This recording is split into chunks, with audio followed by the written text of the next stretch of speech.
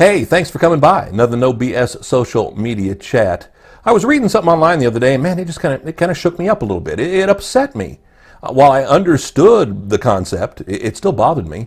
And it was an educational journal. It was talking about the fact that social media for millennials is just as addictive a behavior, just as addictive as alcohol and drugs are to baby boomers, to Generation X, to the rest of the world. And I went, wow, how scary is that? And it's not just social media, but it's also the act of, being on your phone constantly, never having your phone out of your sight, always looking down, always hunkered into your phone. It's an addictive behavior. And I saw a piece on Bill Maher recently where one of the guys he'd worked for, I don't know if it was Google, I don't know if it was Facebook, one of those who talked about that was the sheer purpose of all these sites, was to basically addict you to the app, to addict you to the experience so you can't ever be away from it. Read another thing that the actual Facebook logo has addictive properties to it. I don't quite understand how that little blue square with an F in it is addictive, but it made me think about the big picture, and I guess it's true, because I'll literally yell at people when they're walking down the street to look up because they're too busy buried in their phone and they're not looking where they're going. They're not looking out for other people, and you sometimes have to scatter out of the way because they're so engrossed and ingrained in what they are. People complain all the time when you go into a restaurant about people being buried on their phones, and there are places that want you to put your phone down and put your phone away and have real conversations. And again, I fully understand what we're talking about here. I'm the rare baby boomer, on the late end of the baby boom, that understands social media, that gets along with the millennial thinking, if you will. It rattles some millennials because they can't pull one over on my eyes. I have a lot of people in their 20s who think they're going to treat me like an old man because I don't know anything. And then when I start talking about more of the features of Facebook and of Instagram, and when I start talking Snapchat with them, that's when they start going, oh, okay, this person does know what they're talking about. And I know I'm the rare guy. As I said, it's funny, when I look at my high school class, I had a graduating class of 565 people back in the 1970s. So yeah, I'm an old guy. But what's amazing is, now I didn't have a lot of friends because I only moved to that high school right towards the end. But let's take both high schools I lived in. I lived in Quincy, Illinois for the first 3 years of my high school, or first 2.5 years of my high school experience, and the last year and a half in Virginia Beach, Virginia. So I went from a big area school in Illinois to a big city school. Again, both big graduating classes. And all total of all my high school classes, I maybe have 6 or 8 friends on Facebook. Maybe 6 or 8.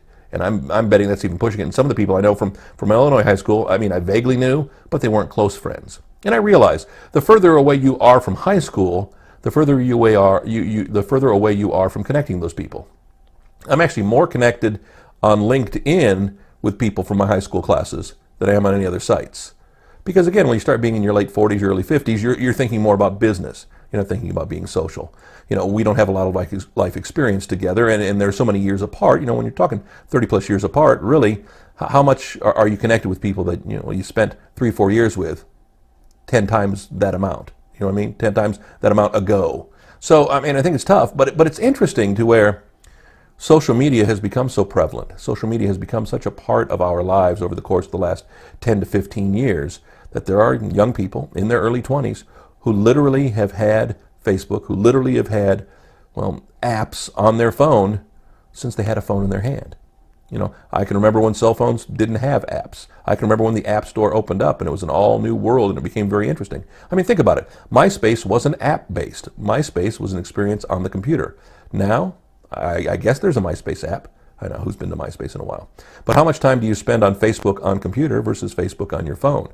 A lot of people ask me that all the time. Well, I'm trying to do this. I said, well, you can't do that on Facebook on your phone. You have to actually use a laptop. And I go, oh.